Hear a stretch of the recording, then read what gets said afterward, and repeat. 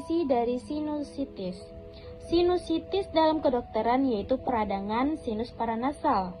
Sinusitis terjadi disebabkan karena alergi, infeksi virus, bakteri, maupun jamur. Peradangan ini terjadi pada dinding sinus yang diakibatkan dari adanya pengaruh pola hidup yang tidak sehat. Akibat dari sinusitis biasanya berupa penyakit pernafasan yang disebabkan oleh pengaturan cairan di rongga hidung.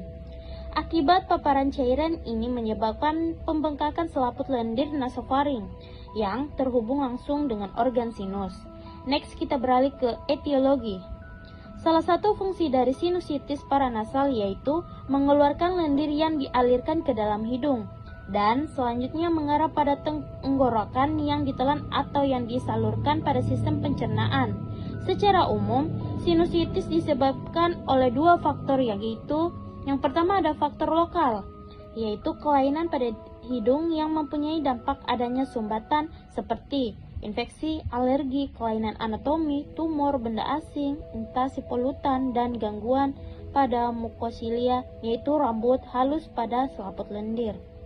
Yang kedua ada faktor sistemik, merupakan kondisi di luar hidung yang dapat menyebabkan sinusitis, seperti gangguan daya tahan tubuh, diabetes, AIDS, pemakaian obat-obatan yang biasa mengakibatkan hidung tersumbat. Manifestasi klinis sinusitis yaitu batuk, pilek, demam, letih, sakit kepala, dan nyeri di area hidung. Patofisiologi. Evaginasi membran mukosa meatus nasalis adalah bentuk dari sinus paranasal. Lapisan mukosa hidung bisa juga disebut dengan lapisan mukosa sinus paranasal.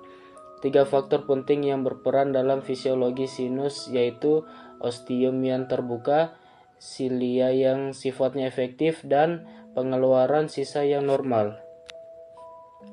Klasifikasi sinusitis diklasifikasikan sebagai berikut. Yang pertama itu sinusitis akut, yang kedua sinusitis kronik, yang ketiga sinusitis akut berulang, dan yang keempat itu sinusitis akut tetapi akan mengalami kekambuhan setelah merada. Komplikasi 1. Meningitis 2. Hilangnya atau berkurangnya kemampuan indera penciuman 3. Gangguan penglihatan 4. Infeksi lain. Selanjutnya, penata laksanaan medis. Acuan tetap pengobatan adalah menghilangkan gejala dengan memberantas infeksinya secara perlahan. Ada dua cara yang dapat digunakan, yaitu secara konservatif atau pembedahan pengobatan. Dengan metode konservatif berasal dari sebagai berikut. Yang pertama, istirahat yang cukup dan udara sekitarnya harus bersih dengan kelembapan yang ideal, 45-55%. Yang kedua, antibiotik yang adekuat paling sedikit selama 2 minggu.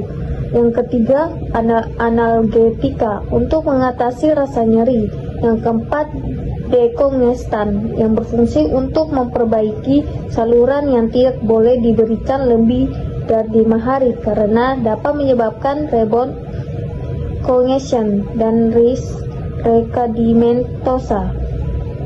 Yang kelima, antihistamin jika ada faktor alergi. Yang keenam, kortikosteroid dalam jangka pendek jika ada riwayat alergi yang cukup parah.